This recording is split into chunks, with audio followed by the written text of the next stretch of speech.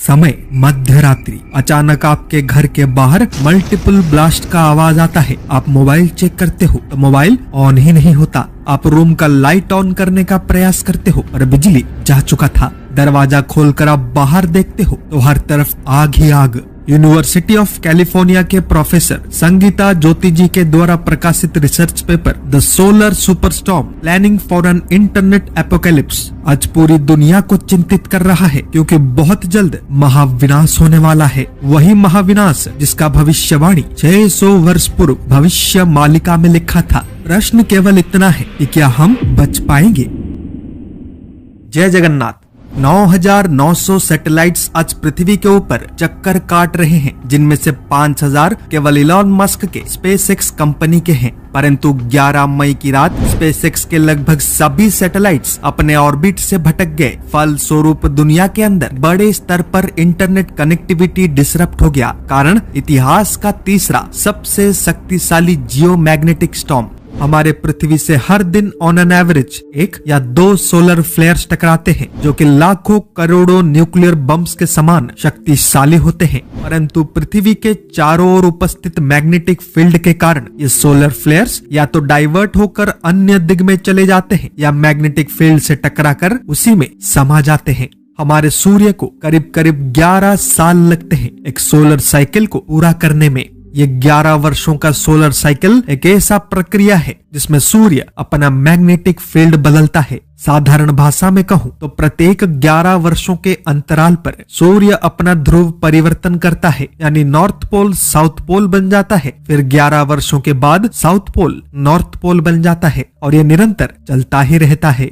इस 11 years solar cycle का आरंभ होता है सोलर मिनिमम से, जिसमें सूर्य के सतह पर चल रहे गतिविधि जैसे कि कोरोनल मास इजेक्शंस, सनस्पॉट एक्टिविटी या सोलर फ्लेयर्स कम मात्रा में होते हैं। परंतु इसके बाद आता है सोलर मैक्सिमम, जिसमें सूर्य के सतह पर होने वाले गतिविधियों का मात्रा अत्यधिक एवं तीव्र हो जाता है और अंग्रेजी वर्ष 2025 में यही सोलर मैक्सिमम होने वाला है। नासा के अनुसार साल 2025 में पृथ्वी से अब तक का सबसे शक्तिशाली सोलर फ्लेयर टकराने वाला है, जिसके बाद क्या होगा क्या नहीं, कौन रहेगा कौन नहीं, किसी को नहीं पता।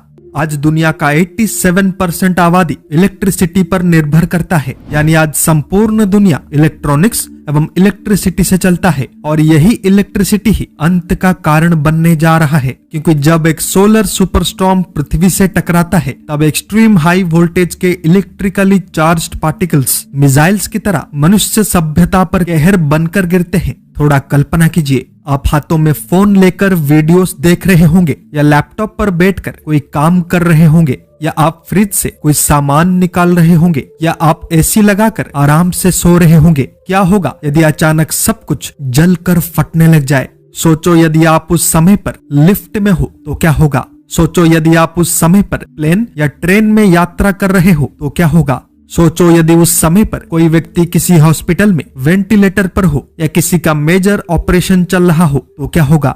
ट्रैफिक सिग्नल काम करना बंद कर देगा। हर तरफ रोड एक्सीडेंट्स हो रहे होंगे। हर तरफ आग, विनाश, विस्फोट, अफरा तफरी एवं भगदड़। सैटेलाइट्स विस्फोट होने लग जाएंगे और खंड खंड होकर बुलेट से भी तेज रफ्तार के साथ पृथ्वी पर गिरने लग जाएंगे, ठीक उल्का पिंड के बारिश के जैसे। वैज्ञानिकों के अनुसार वर्तमान के समय पर सोलर साइकिल 25 का सोलर मैक्सिमम यानी इस 11 साल के साइकिल का अंतिम भाग आरंभ हो चुका है, जिसके कारण अब लगातार अत्यंत पावरफुल सोलर फ्लेयर्स पृथ्वी से टकराने वाले हैं, जिनमें से कुछ इतने शक्तिशाली होंगे कि लार्ज स्केल पर ब्लैकआउट हो सकता है, यानी पृथ्वी पर अंधकार छा सकता है। वही अंधकार जिसके विषय में आज से 600 साल पहले पंच सखाओं ने भविष्य मालिका के अनेकों ग्रंथों में कहा था और जिसके विषय में मैंने आपको अनेकों बार एवं अनेकों सालों पहले से सूचित कर दिया है। पंच सखाओं में श्रेष्ठ संत गुरु अच्युतानंद जी ने कहा था कि पृथ्वी दिशिब रंगीम आकार जानिबु किछि दिन मध्य होइब संहार। अर्थ, जब पृथ्वी दिखेगा रंगीन तब कुछ ही दिनों के अंदर होगा मृत्यु का तांडव। इन फोटोज पर एक बार नजर डालिए। Netherlands, Germany, Italy, Tasmania, Ohio, Ireland, San Francisco, Colorado, United Kingdom, Swiss Alps, New York, Arizona एवं लद्दाख। ये सभी फोटोज लोगों के द्वारा 10 एवं 11 मई की रात क्लिक किए गए हैं, जिस समय पर एक जियोमैग्नेटिक स्टॉर्म पृथ्वी से टकरा रहा था। परंतु प्रश्न ये है कि ये अरोरास कौन से संकट की ओर इशारा कर रहे हैं, जिनके विषय में 600 वर्ष पूर्व भविष्य मालिका में कहा गया था। इसको समझने के लिए हमें आरंभ करना पड़ेगा हमारे पृथ्वी के मैग्नेटिक फील्ड यानी चुंबकीय क्षेत्र से। पृथ्वी के कोर में तरल अवस्था में उपस्थित आयरन लगातार घूमता रहता है, जिसके कारण एक चुंबकीय क्षेत्र का निर्माण होता है। यह मैग्नेटिक फील्ड पृथ्वी के सरफेस के ठीक ऊपर उपस्थित है और हमारे पृथ्वी को खतरनाक कॉस्मिक रेज, कोरोनल मास इजेक्शंस तथा सोलर विंड से बचा कर रखता है।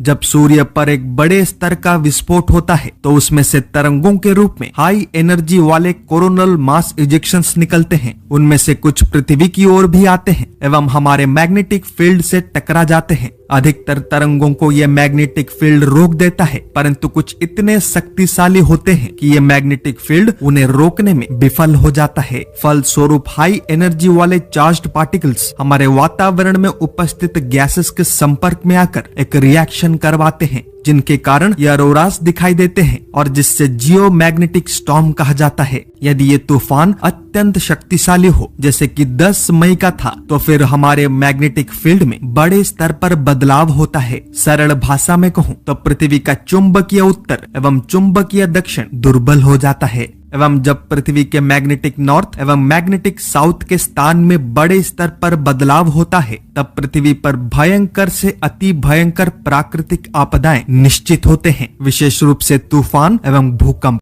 अब प्रश्न है कि यदि वर्तमान के सोलर मैक्सिमम फेज में भारत से कोई सोलर स्टॉर्म टकराता है तो उसका क्या क्या प्रभाव होगा और हम उनसे कैसे बच सकते हैं। सबसे अधिक प्रभाव पड़ेगा इलेक्ट्रॉनिक सामानों पे, क्योंकि ये फ्लेयर्स और कुछ नहीं बल्कि हाईली चार्ज्ड एनर्जी पार्टिकल्स हैं, जो जब किसी अन्य इलेक्ट्रिक फील्ड के संपर्क में आते हैं तो उसको बहुत ही बड़े स्तर पर चार्ज कर देते हैं। फलस्वरूप वो इलेक्ट्रॉनिक डिवाइस अचल हो जाता है और कभी कभी फट भी जाता है। इनके अलावा ये हाईली चार्ज्ड सोलर पार्टिकल्स हमारे मेंटल स्टेट को भी अफेक्ट करते हैं, जिसके कारण मनुष्य और अधिक क्रोधित एवं आक्रामक बन जाते हैं। साथ ही स्किन कैंसर जैसे जानलेवा बीमारी को भी जन्म देते हैं। अब जो मैं कहने जा रहा हूँ उसे ध्यान पूर्वक सुनिए। यदि एक पोटेंशियली हैजार्डियस कैटेगरी का सोलर स्टॉर्म भारत से टकराता है तो सरकार तुरंत ही आपके फोन पर एक इमरजेंसी अलर्ट भेजेगा, जिसको गलती से भी अनदेखा मत करना, बल्कि अलर्ट मिलते ही तुरंत अपने फोन को फ्लाइट मोड पर डाल देना, ऑफ मत करना, नहीं तो अगला अलर्ट मैसेज नहीं मिलेगा एवं इमरजेंसी सर्विसेज जैसे कि फायर, पुलिस या एम्बुलेंस को सहायता के लिए कॉल नहीं कर पाओगे। एलिवेटर्स या लिफ्ट का प्रयोग मत करना। घर के, अपने दुकान के या अपने ऑफिस के सभी इलेक्ट्रॉनिक अप्लायंसेस को ऑफ करके उनका प्लग सॉकेट से निकाल देना। यदि तबाही बड़े स्केल पर होता है तो चोरों से सावधान रहना, क्योंकि जब ब्लैकआउट हो जाएगा तब चोर को चोरी करने का एक आसान अवसर मिल जाएगा। इन सब के अलावा सबसे महत्वपूर्ण है खाद्य एवं जल। इसी कारण मैंने आपको पहले के वीडियोस में कहा था कि खाद्य एवं पानी संग्रह करके रख लेना, क्योंकि कभी भी कुछ भी हो सकता है। खाद्य जैसे कि दाल, चावल, आटा, जिनको लंबे समय तक स्टोर करके रखा जा सकता है, पर इसका अर्थ ये नहीं कि आप पूरे ट्रक भरकर या 1 साल का राशन खरीद लो। बस कुछ ही दिनों का खरीदना, मैक्स टू मैक्स 1 महीने के लिए, क्योंकि उतने में ही आपके पास सहायता पहुंच जाएगा। दूसरा है जल यानी पानी। यदि आपके पास पैसा है तो पानी का स्टोरेज टैंक खरीद लीजिए। यदि पहले से ही बड़ा टैंक है तो मत खरीदिए। यदि पैसा कम है तो पानी का जार खरीद लीजिए या बड़े बड़े बॉटल्स खरीद लीजिए, जिनमें आप कुछ दिनों का पानी स्टोर करके रख सकते हैं। और अंत में कुछ महत्वपूर्ण दवाइयों को भी खरीद लेना, क्योंकि कलयुग के इस अंतिम कालखंड में कब क्या हो जाए बता पाना कठिन है। परंतु चिंता मत कीजिए, क्योंकि इस बड़े से पृथ्वी पर ऐसे छोटे छोटे घटनाएं हर युग में होते हैं।